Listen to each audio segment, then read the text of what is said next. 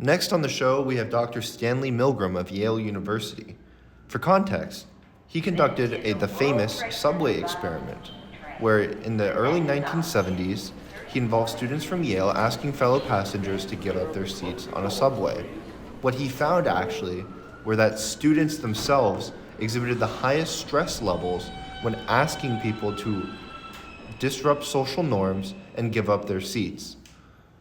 Dr. Milgram, your experiment has often been discussed in the context of individualism versus collectivism.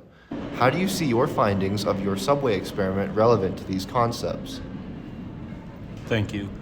What makes it so peculiar is its interesting dynamics between individual needs and societal expectations.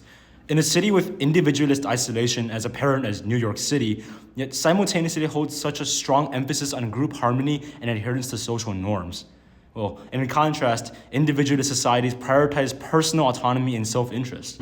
The discomfort and reluctance observed in both the requesters and those asked to give up their seats reflect the tension between these two forces. People are torn between asserting their individual desires and conforming to the collective expectation of not disrupting social order.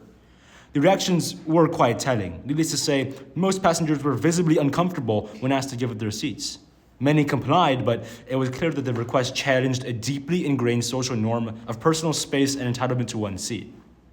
This discomfort, though of course subjective, would serve to highlight how powerful these quote-unquote underground norms are in governing behavior, even in situations where complying would not cause significant harm. Well, do you think perhaps that the results of your experiment would differ if conducted in a different cultural context, like perhaps in a more collectivist society? Well, theoretically, in a more collectivist culture, of course, we might see a different balance of responses, possibly less visible discomfort, for instance, or a higher rate of compliance due to the stronger emphasis on community and mutual support. However, the fundamental challenge to social norms would still be present, but the ways in which individuals navigate this challenge would, I think, vary. I see, Dr. Milgram. And how do you think your findings can be applied to our understanding of societal norms and individual behaviors in like a larger scale modern context? That's a good point.